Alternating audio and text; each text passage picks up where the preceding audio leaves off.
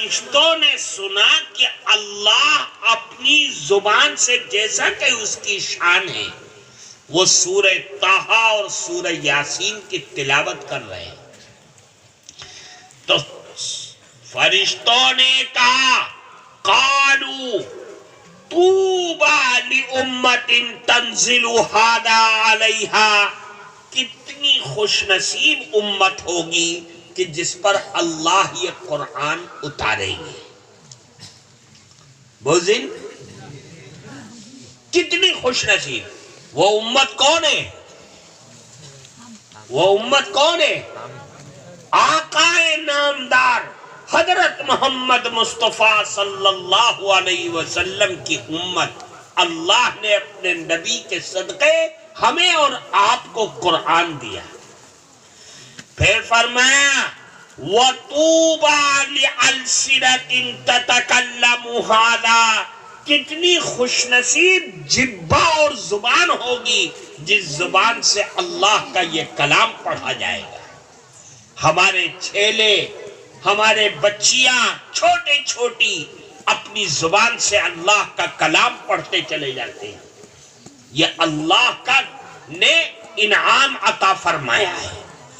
پھر فرمایا وَطُوبَى لِأَجْوَافٍ تَحْمِلُ هَذَا، کتنے خوش نصیب دل ہوں گے جس دل میں اللہ کا یہ کلام ہوگا۔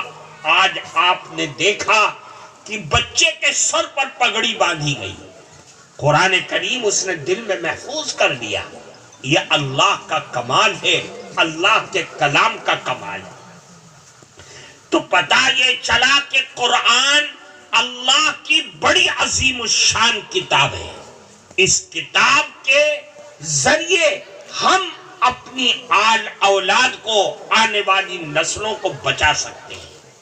اس لیے میرے بھائیوں، آج جن مدرسوں میں قرآن پڑھایا جاتا ہے، یہ مدرسے ہماری اور آپ کی عزت و آبرو کی حفاظت کا ذریعہ ہے۔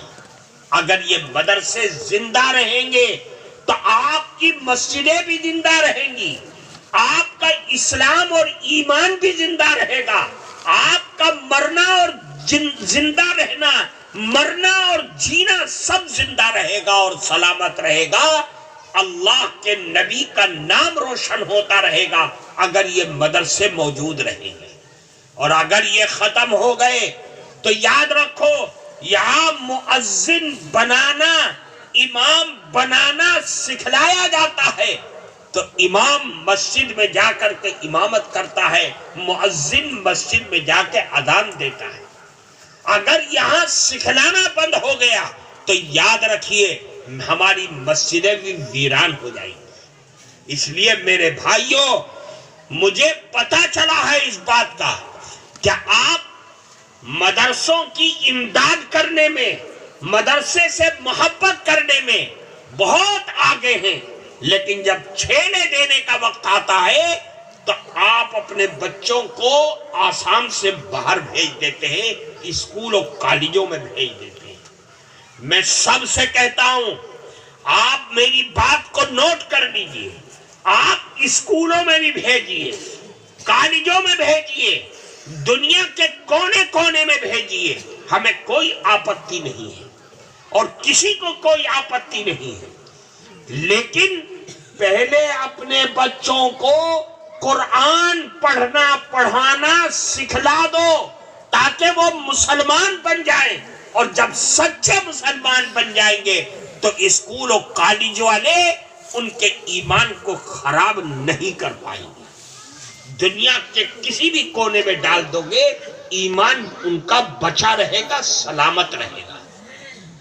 اگر آپ نے ان کو بچپن میں قرآن نہ پڑھایا، مدرسوں میں نہ بھیجا، ان کے عقائد کو، ان کی عبادات کو، ان کے اخلاق کو، ان کے معاملات کو، ان کی معاشرت کو اگر آپ نے اچھی طریقے سے نہ سکھلایا تو یاد رکھیے، یاد رکھ لیجئے آپ کہ آپ کے بچے اور بچیاں تباہ ہو جائیں گی، برباد ہو جائیں گی، اور جو دنیا میں حالات ہیں ارتداد کے، وہ سب پیدا ہوں گے اور اس سے بھی زیادہ بھیانک حالات آئیں گے.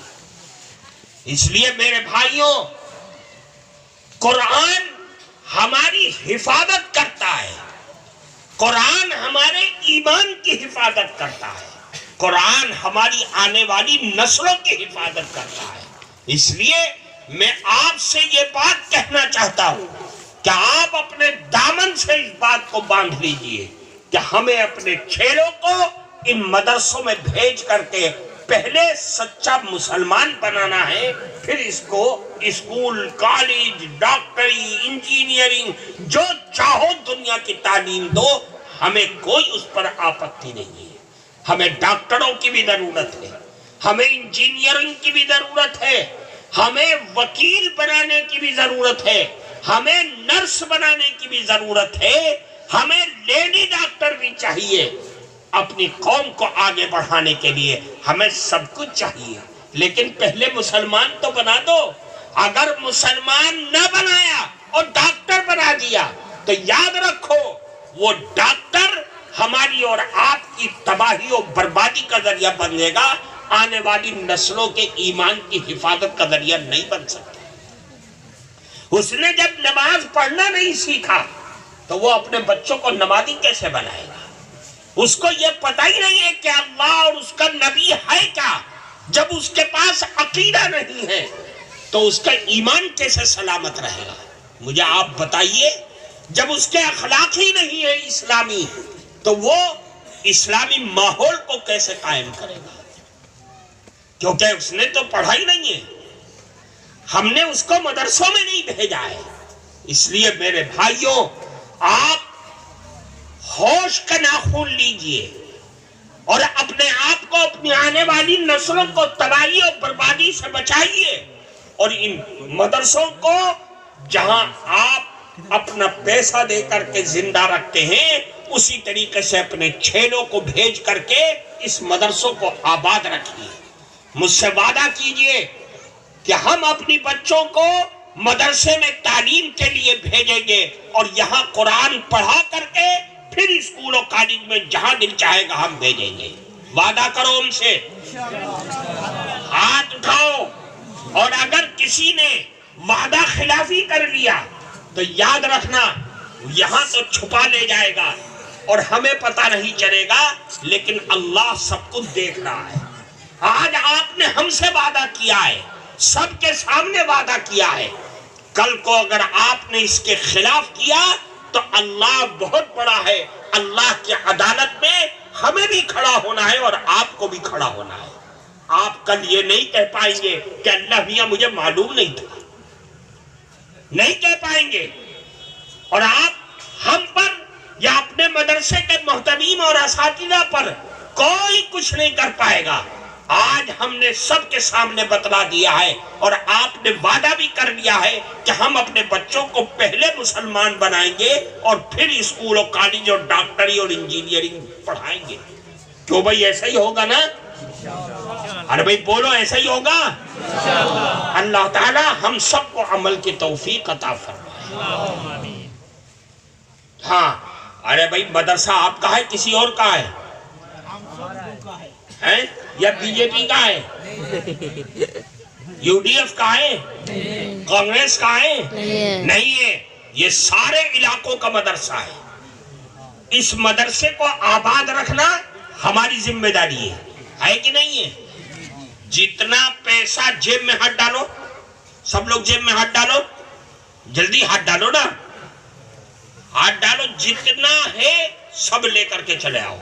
اٹھو دھیرے دھیرے، جلدی جلدی آؤ، فٹ سے ایک دم تاڑی کریں، تاڑی کریں.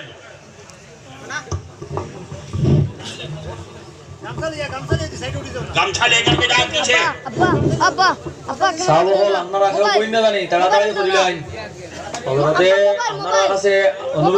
আবেদন জানাইছেন আপনারা আল্লাহর কালামে পাক, কালামে পাকর দরজগা ইনো আপনারা মদত করতা, সাহায্য করতা.